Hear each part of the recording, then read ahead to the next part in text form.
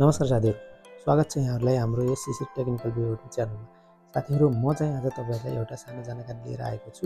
जुन जानकारी रहेको छ फिनान्सको डिपेन्डेन्ट हटे नहटेको तपाईँहरूले कसरी पत्ता लगाउन सक्नुहुन्छ भन्ने विषयमा एउटा भिडियो तयार पारेको छु। कृपया भिडियोलाई अन्तिमसम्म हेरेर जानकारी लिनुहोला। साथीहरू, च्यानलमा नयाँ हुनुहुन्छ भने कृपया च्यानललाई सब्सक्राइब गर्नुहोला। आउनुहोस् म तपाईँलाई मोबाइलको स्क्रिन सेयर गर्न गइरहेको छु। सबभन्दा पहिला तपाईँहरूले यहाँनिर कुनै पनि ब्राउजर ओपन गरिसके पछाडि यहाँ पोर्टल फिनान्स भनेर टाइप गर्नु होला। त्यसपछि यहाँनिर यो अप्सनमा जानु होला र यहाँनिर तपाईँले बिगिन सेसनमा क्लिक गर्नु होला। निट नम्बर र तपाईँको कोड राखेर लगइन गर्नु।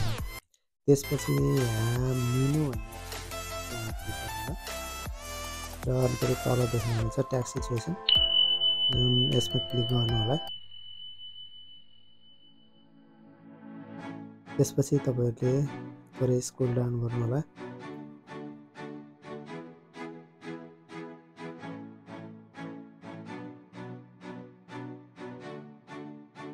यहाँनिर दादोस गेरास्ते आइटम पेसाउँ भन्ने देख्नुहुन्छ, यहाँनिर क्लिक गर्नु होला।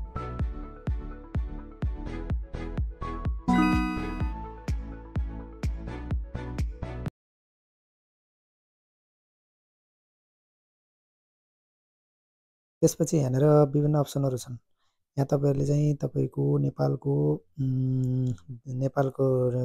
यो पाइस चाहिँ नेपाल देख्नुहुनेछ र यहाँ मोरादा छ जुन हाम्रो इम्पोर्टेन्ट हो।